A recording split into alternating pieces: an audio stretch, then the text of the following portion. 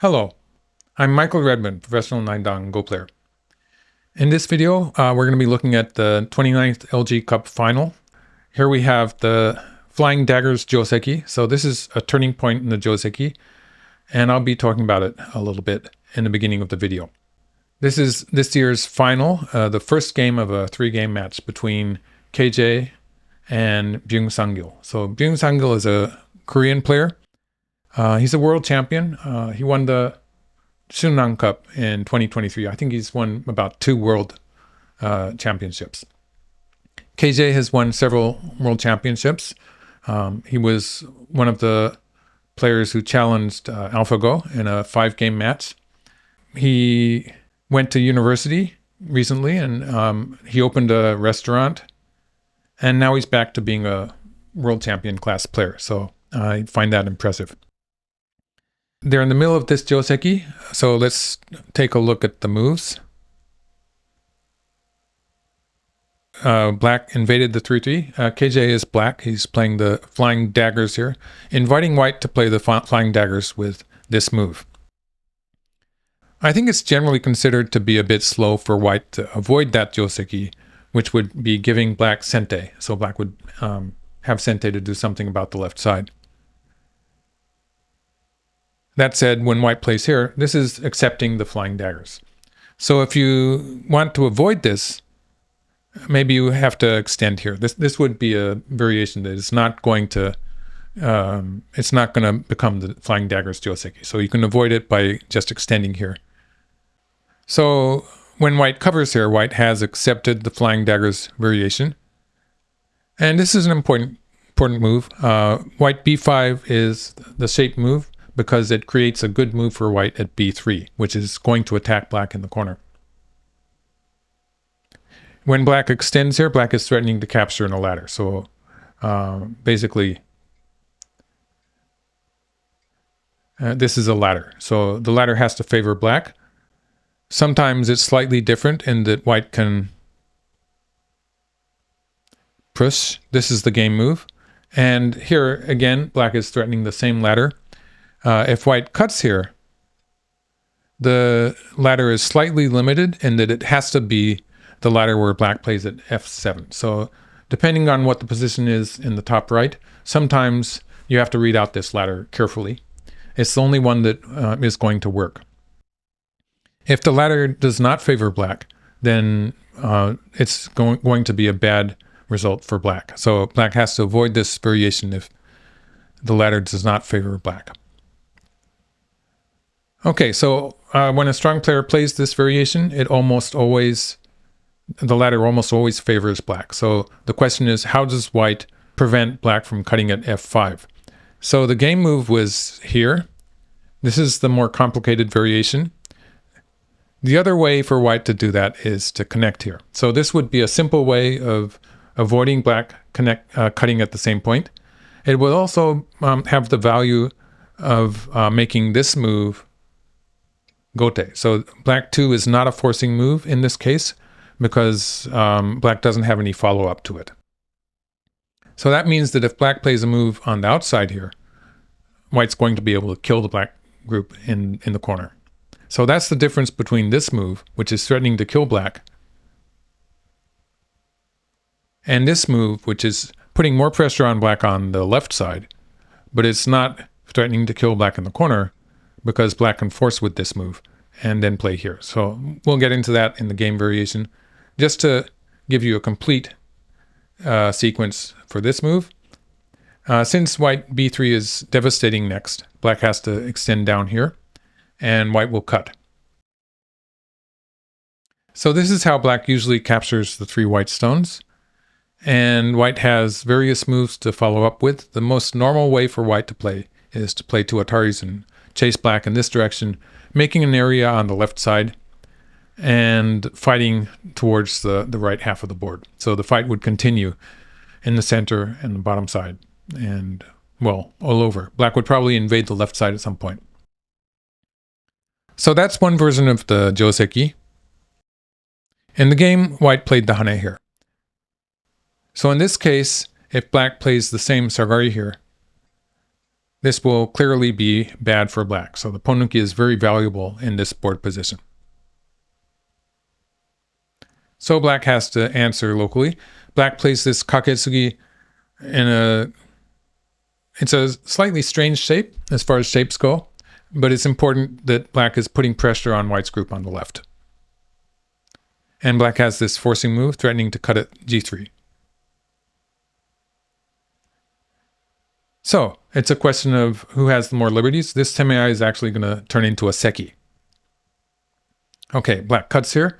There's the idea that white could capture the black group, allowing black to have a ponnuki. So this would be some kind of a trade in which white would capture the black stones and black would have outside influence. In the game, white extended here, and this is what I would call the mainline Joseki. Black defends the left side with the hanging connection. This is a key point in the semei. So if white had allowed black to play this point, black would have had a lot of liberties because white has to fill a3, a1 before getting to c1. By the time white fills all those liberties, white needs to fill 2 liberties from the right too. Before white gets that far, white's group is going to be in Atari 2. So it's a seki with black sort of having some extra liberties. So it's better for white to play the placement. And the Hanesugi white just played at f1, that reduces black to a small eye. So both sides have a small eye. This simplifies the position by reducing white's eye. And now the white group is temporarily short of liberty. So white needs one more move, and now it's a seki.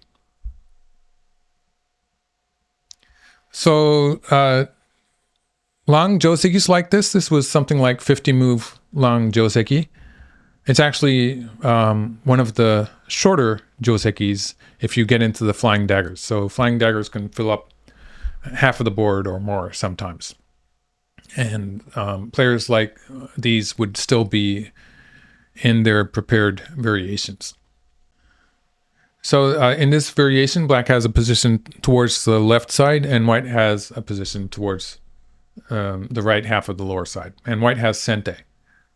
So white plays this exchange, filling black's liberties of the outside black's group and the kakari. And if black plays away, pressing here is a big move. So this would give white a big moyo on the bottom side. So this joseki. So black plays here. Both playing big points. Black 0-4 is a good move that reduces white's potential by pressing down from the fourth line. So black had a choice with this move. This left some extra space on the right side. So if black was set on making an area for the right side, black could have played something like this. This would be a better area on the right side. Of course, white would continue on the top side. And white plays here. So this is making miai of sliding into the corner and extending towards the sides. If black plays here, white can play an extension. The usual joseki here would probably be black playing the kosumi. In this board position, this would be a bit passive. So white would continue eventually by crawling at s17, and this would get white towards having eye space. So it would become difficult for black to continue attacking the white group. So bumping against white was a very strong move. If white pulls back, black will cover here, getting a bigger corner than the diagram I just showed. And it's also important that white only has maybe one eye on the right side. And black played here. So this is sort of cutting off the white stones, depending on how white continues. White slided and played here. So there was an interesting variation here that I got with katago, where white sort of sacrifices the corner. So after playing this exchange, white plays an attachment on the outside. And if white gets to force with this move, then there's the threat of white playing r14 and capturing that black stone. So black defends on this side. and something like this. So white would be offering to sacrifice the group in the corner while reducing black's area on the right side from the center. And there's still plenty of bad aji. So there's P17 and the cut at R15. So various problems that potentially black has means that black will probably have to add some stones to actually capture that white group in the corner. So this would be an even fight.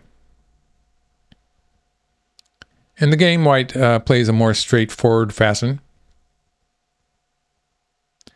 Cutting at Q13, black could have just simply curled around to get something like this, and white would still play here, and white would live in the corner.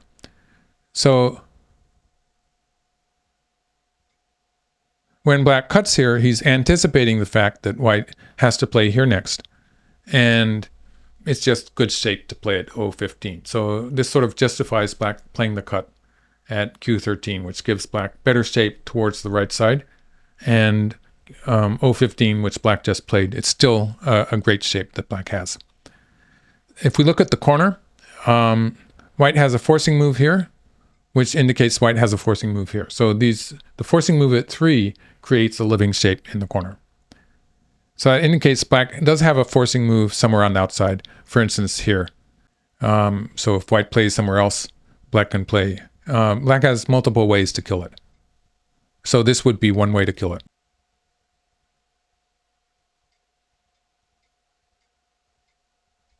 That would be one way to kill it. So there's more ways. The viewers might have fun finding different ways to do that. Okay, so white is trying to surround this area on the bottom side, and black plays here. So when black plays here, he's already seeing a forcing move here. So he knows he has a forcing move here, and he's linking everything up with a shape like this. So he's imagining 2 black stones at the mark points already when he plays this move. So he's reading ahead. You might say he's calculating ahead. He plays here. For the time being, white has to escape, and black plays here. And so the reason I say black sort of has a stone here is because when black plays here, it's a forcing move. If black gets to cut here next, this would launch an attack, on white's group in the center, but also white's 3-space extension on the bottom side is precarious. And so everything would get into trouble, and white would not be able to sacrifice anything because there's this Seki in the lower left corner, which depends on white's cutting stones being intact. So that would be a very strong attack, and white had to answer like this. So black is very close to being connected. This is another forcing move, threatening to play at L3, and black attacked the center. Maybe there was a problem with this move because white got to escape with good shape here. So if black had, if we assume the same variation, it's better for black to have that stone here, in which case white doesn't really have any good shape to escape in this case. So it would be a better attack against the white group. So it's a very difficult fight in the center of the board where both players are having trouble playing perfectly. The score, when I look at it with AlphaGo, was fluctuating a bit. So black cuts. And here, black has a choice at this point. So in the game, black cut here, and he's going after white's group in the center. But when white played here, it turns out the group on the top is really big too. So black had to defend that group, and we got into a very complicated fight here. So it would have actually been better for black to play an extension on the side, protecting black's group on the top. And this is a good shape for white to escape, but black does get the opportunity to kill white's group in the top right corner. So when black gets a stone at 3, that gets rid of the weakness at P17, and it enables black to kill that white group. So it would continue something like this, and at any point black can kill the corner. So this sequence, now it's going to work and kill that white group. So that's why it was better for black to play this way and allow white to escape in a normal fashion. So black cut here and continued in the center, but he had to continue locally. And he's playing this squeeze. Yes. So black did not play the Atari at p15, and that's because it's bad shape. So if we have black play the Atari and play here, let's just have a variation like this, then black would have bad shape. Next, you can imagine white playing this, and obviously bad for black. So that's why black didn't play the Atari there. There's also the fact that if white pushes through here, it's dangerous for white also, because this ko puts a big chunk of white stones in Atari. So it's a dangerous ko for white to play as well as black. So black's challenging white to this ko. Okay, so this was a bad move. That was white's ko threat. And in some of the variations, this is a game-changing, a very important ko threat. So I don't think white actually thought that was a good move. He probably played it, I would assume, because he was short of time. He was in overtime probably, and he needed some extra time to think about this complicated situation. So allow me to talk about the Byoyomi system, because I think that the conventional Byoyomi system that is used in these tournaments is not optimal, because it forces the players to play every move with the same amount of time in overtime. And these are world champions, and so with a better system, they would be able to play closer to perfect games. And although this is a competition, in which case, of course, the best player wins, and they're both playing by the same rules, so that makes it equal or even. There's also the fact that they're supposed to show us how brilliant they are. And so there's an artistic element there also. So I'm an advocate of Fischer Byoyomi. That allows the players to play quickly in the parts of the game that are simple, relatively. So for instance, that squeeze that black played on the top side, it could have been played relatively quickly by both players. And every time you play quickly, you accumulate time and you get to use it in the more difficult positions. So I think that the Byoyomi, which gives just 40 seconds for each move, whether you play quickly or not, it forces these players to use their minds in a suboptimal fashion. So I think that Fischer Byoyomi is better in that respect. Okay, back to the game.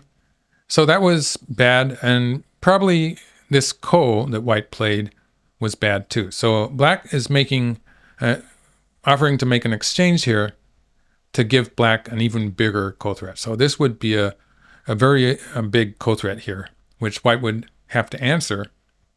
White would run out of ko threats, and the whole white group is going to be in trouble here. So it's a bad ko for white, basically. So white has to be able to win the ko, and therefore he can't allow black to play the ko threat at 4, and he has to finish the ko now. So instead of that, white should have just played here, and black will add a stone to the center. And before playing the ko, white can force black to live, and then play here. So in this case, you can see I've left the ko threat at d8, which is an important ko threat if they play the ko. And if white wins the ko, this time it's going to kill the whole black group. So that makes a big difference too. So really good aji that he did not have that good aji in the game. In this case, maybe black's going to live, in which case it would continue something like this. And it would be close to even, but maybe better for white. So when white has connected up to the corner like this, white has a very strong position on the top side. It looks like it might be difficult for black to live in the top left corner. And it's a fairly close game. So the fact that the game is very close is another reason that the graph, the winning percentage, fluctuated a lot, just because it's such a complicated situation, and also it's a very close game actually. So this was a winning variation for white. In the game, white wasted a ko threat, and then started the ko. So that was, and then black played here. Black was going to use, if black had used this ko threat for the ko, it would have been maybe not as good. But in this case, black gets the capture without actually fighting the ko. This means that there's still some aji on the top side. So we're going to see that happen. White had to escape in the center.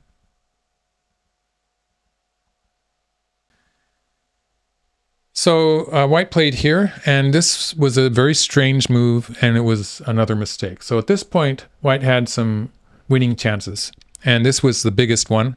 White should have played here. It's just that this move, it's just not forcing. So when black played here, obviously white could not push through and cut here. This looks just very bad for white. So this variation is not working. And so he's peeped at a place where he had no cut, which is clearly not a good idea. So if white had played here, that would have been forcing, and white would have been able to save those stones in the center. So connecting up in the center with 3 is really important because it's starting to put potentially pressure on the black group.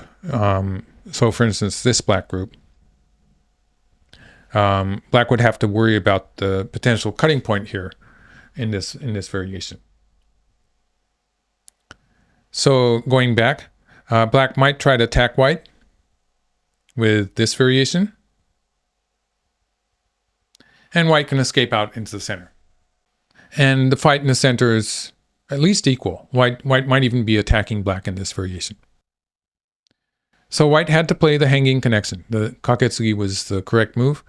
This was close to a losing move, although it's still a very complicated situation where the game was undecided for a while. Question is how to surround the top side.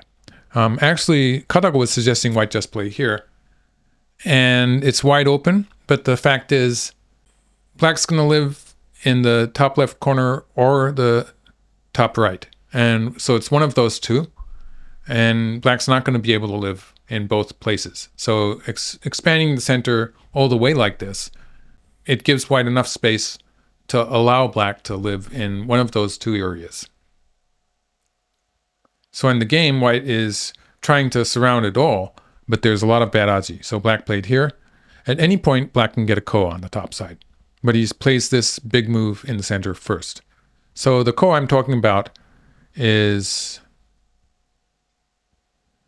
this one, where black is about to make a living shape at 019, and black can play here, and this is a ko. So obviously white will fight the ko, but if we have white play here and black play here, then there's the issue of a cut here. So black does have a potential living shape there. Otherwise, if white defends that cut, then black can capture here. And this is a different ko. In this ko, white's corner is coming into is in danger also, so that's bad. So there is that ko that black had, but I think it's a good idea for black to play this big move first, because when white finished off the group on the top, he jumped here. This is still looking like a winning variation for black, although it would have been safer to play here. And this would still be a comfortable win for black. So this might have been an easier way for black to win the game. He jumped in. Okay. And so white is struggling a bit. Black has this neat move, which is still using aji with black's group on the top. And they're getting into another ko. So this would be, I guess it's sort of a decisive ko, although the game continued after that. So white is creating some big ko threats in the center by extending it m8 here. And so now this is a forcing move. Black has ko threats too.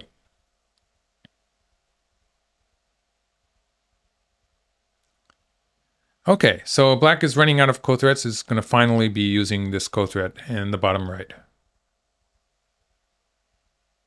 So here, yes.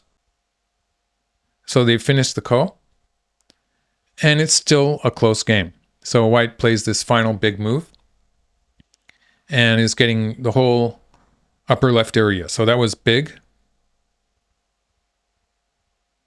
And it's a very close game. So it sort of depends on black's move here. So this was the final decisive point where white backed off.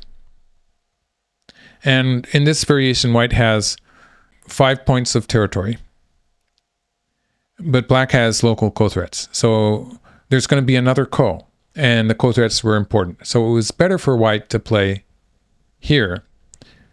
And if black connects, white can play here. This is a big territory for white. So this would be, it would be like this actually. And white would potentially have something like 8 points or more. And capturing here would not be a forcing move. So this would be a good variation when there's another big move on the right, on the left side there. This is how black would play. This is a good move because if white plays here, we're going to assume black wins the ko. This would turn into a dead shape.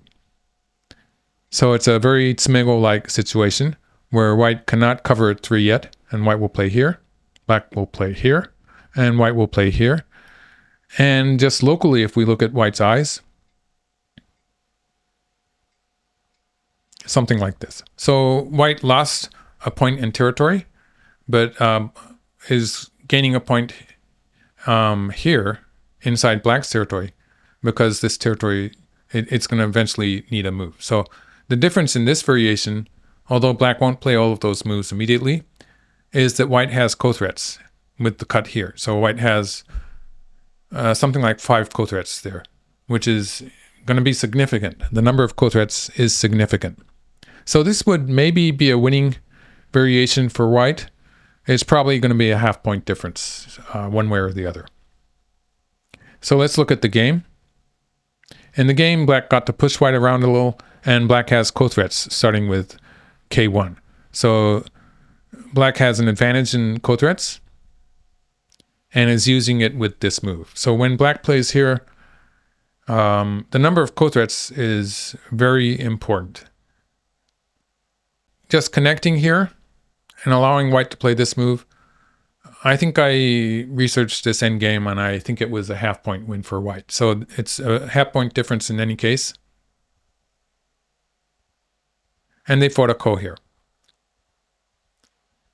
And the whole thing is that black has co-threats. So white did not have co-threats to win the ko. And they're pretty much finished with the endgame. When you fight like this all over the place, sometimes you just fill up the board and there's no endgame moves. And because of black's success with the final ko on the left side, it's actually turned into a bigger victory for black. And he even played the final 1-point move because he still has more co-threats than white.